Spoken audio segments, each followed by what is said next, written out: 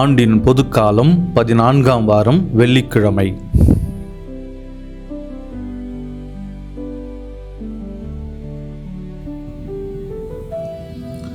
இஸ்ரவேலே, உன் கடவுளாகிய ஆண்டவரிடம் திரும்பி வா.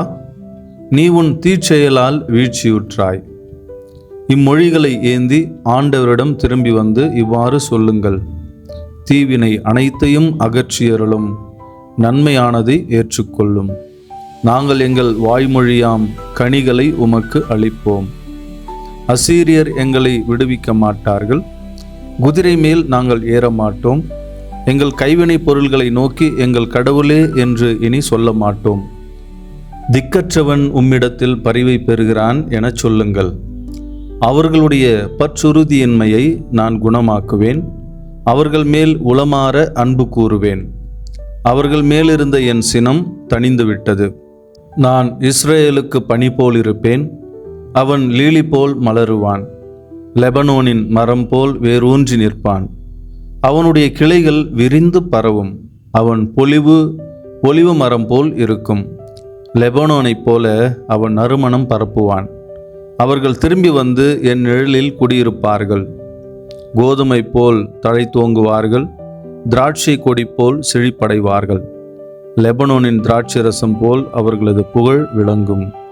இனிமேல் எப்ராயிமுக்கு சிலைகள் எதற்கு? நானே அவனுக்கு செவிசாய்த்து அவன் மேல் அக்கறை கொண்டுள்ளேன். நான் பசுமையான தேவதாரு மரம் போன்றவன். உன் கனி எல்லாம் என்னிடமிருந்தே வரும். ஞானம் நிறைந்தவன் எவனோ அவன் இவற்றை உணர்ந்து கொள்ளட்டும். பகுத்தறிவு உள்ளவன் எவனோ அவன் இவற்றை அறிந்து கொள்ளட்டும். ஆண்டவரின் நெறிகள் நேர்மையானவை. நேர்மையானவர்கள் அவற்றை பின்பற்றி நடக்கின்றார்கள். மீறுகின்றவர்கள் அவற்றில் இடறி விழுகின்றார்கள்.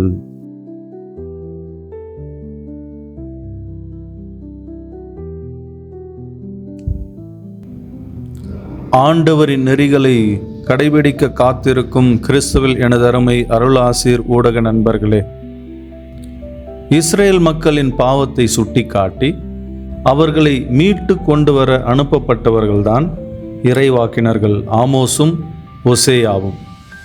இவர்கள் இருவரின் நோக்கம் ஒன்று என்றாலும் அவர்களுடைய அணுகுமுறை மிகவும் வித்தியாசமானதாக இருந்தன. இறைவாக்கினர் ஆமோஸ் நீதியை மையப்படுத்தி போதித்தார்.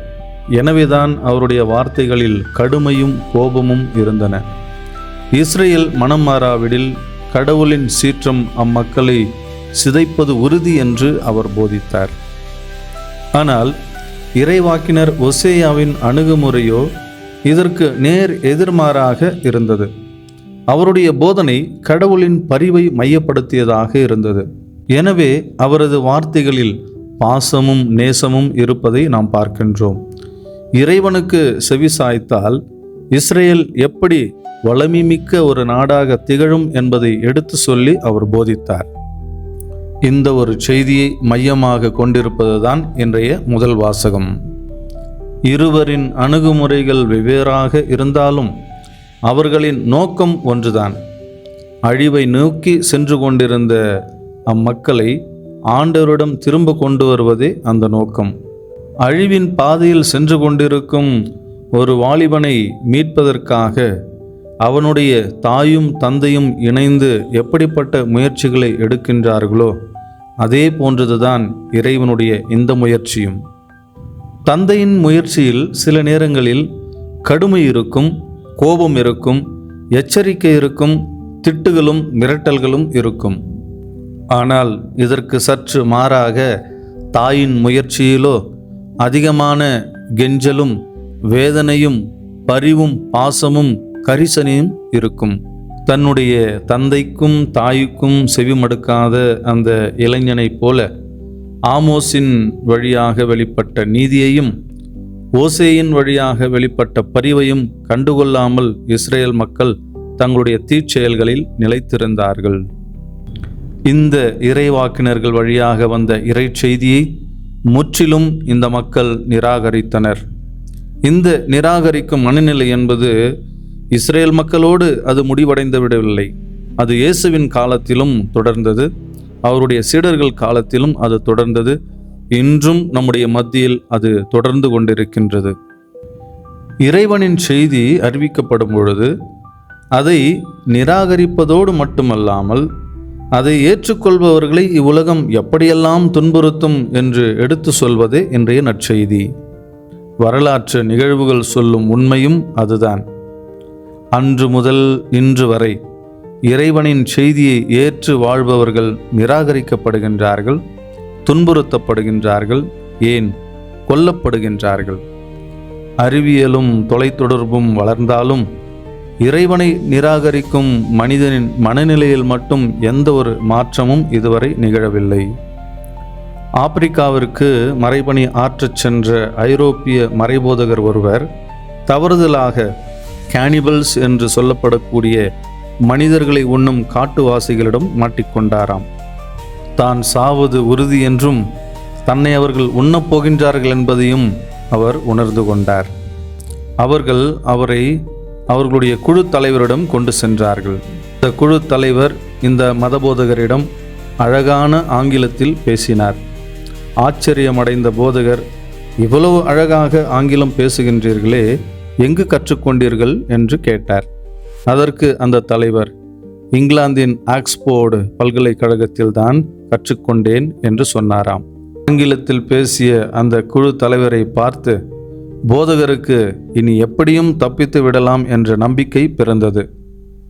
அந்த தலைவரை பார்த்து, ஆக்ஸ்போர்டில் படித்த நீர் கண்டிப்பாக மாறியிருப்பீர், அந்த மாற்றங்கள் சிலவற்றையும் உங்களுடைய மக்களுக்கு நீர் கற்றுக் கொடுத்திருப்பீர் என நம்புகிறேன் என்றாராம். நிச்சயமாக மாறியிருக்கின்றோம், நான் பெற்றுக்கொண்ட மாற்றங்களையும் நான் இந்த மக்களுக்கு கற்றுக் கொடுத்திருக்கின்றேன் என்றாராம். தொடர்ந்து, இப்பொழுது கூட நாங்கள் உன்னை முள்கரண்டி வைத்துதான் சாப்பிடப் போகின்றோம் என்று சொன்னாராம். இதுதான் செவிசாய்க்காத மனிதனின் வளர்ச்சி, அவனுடைய மனநிலை. உலகமே மாறினாலும் நாம் மாறுவது இல்லை. இறைவனின் செய்திக்கு ஒவ்வொரு நாளும் புறமுதுகு காட்டிக்கொண்டுதான் இருக்கின்றோம்.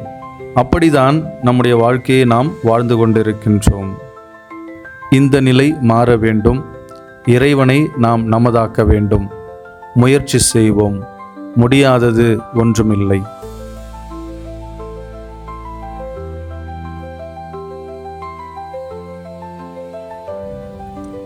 மாறாத எங்கள் அன்பு தெய்வமே, எங்கள் மீது கொண்ட உமது அன்பு, எங்கள் மீது கொண்டிருக்கின்ற உமது அக்கறை, பாசம், கருணை, இரக்கம் எதுவுமே மாறுவது இல்லை. ஆனால் பலவீனர்களாகிய நாங்கள் உம்மை மறுதலித்து வாழ்ந்திருக்கின்றோம், உம்மை மறந்திருக்கின்றோம். காலங்கள் மாறினாலும் சூழ்நிலைகள் மாறினாலும், ஏன் இந்த இயற்கையில் மாற்றங்கள் ஏற்பட்டாலும், மனிதர்கள் புறமுதுகு காண்பித்தாலும் நீர் ஒருபொழுதும் மாறுவதில்லை. உமது உடன்படிக்கையில் நீடித்து நிலைத்திருக்கின்றீர். நான் உங்களை அன்பு செய்கிறேன் என்று எங்களை ஏற்றுக்கொண்ட நீர், நாங்கள் தவறு செய்தாலும் அந்த தவறுகளை மன்னித்து எங்களை அன்பு செய்து கொண்டிருக்கின்றீர். நாங்கள் மாற வேண்டும், மனமாற்றம் பெற வேண்டும், புதிய மனிதர்களாக உருவெடுக்க வேண்டும், கிறிஸ்துவை அணிந்து கொண்டவர்களாக நாங்கள் வாழ வேண்டும் என்று நீர் விரும்புகின்றீர்.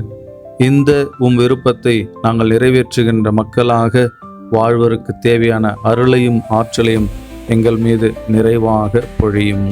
உயிர்ப்பும் உயிரும் நானே என்று சொன்ன ஆண்டவரே, இதோ இந்த நாளிலே வடக்கன் குலத்தில் வாழ்ந்து மரணத்தின் மூலம் அவருடைய குடும்பங்களிலிருந்து பிரிந்து உம்மோடு இணைந்திருக்கின்ற எங்களுடைய அன்பு சகோதரர் திரு ஸ்டீஃபன் ஆசிரியர் அவர்களுடைய ஆன்மாவிற்காகவும், திருமதி மரிய ஜார்ஜியால் என்பவருடைய ஆன்மாவிற்காகவும் நாங்கள் ஜெபிக்கிறோம். இதோ இந்த தம்பதியரை நிறைவாக ஆசீர்வதியும் ஆண்டவரே. இந்த சமூகத்திற்கு நல்ல உதாரணங்களாக வாழ்ந்து நல்லதொரு வாழ்க்கை முறையை மற்றவர்களுக்கு வாழ கற்றுக் கொடுத்து நல்லதொரு ஆசிரியர் பணியை ஆற்றி நல்ல குடும்ப வாழ்க்கையை நடத்தி அன்பு ஆண்டவரே, மரணத்தின் மூலம் எங்களிடமிருந்து பிரிந்திருக்கின்ற இந்த சகோதரரையும் சகோதரியையும் நிறைவாக ஆசிர்வதியும்.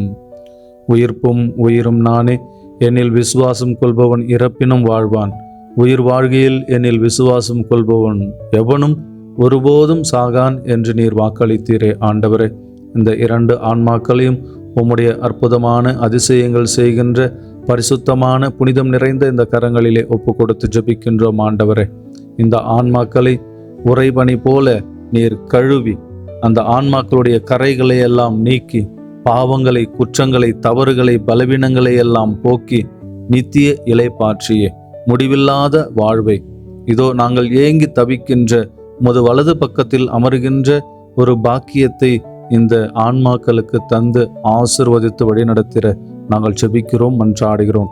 என்றென்றும் இந்த ஆன்மாக்கள் உமது ஒளியில் அமருகின்ற, உமது ஒளியை வீசுகின்ற, இந்த குடும்பத்திற்காக பரிந்து பேசுகின்ற ஆன்மாக்களாக இருக்க நாங்கள் ஜெபிக்கிறோம், மன்றாடுகிறோம்.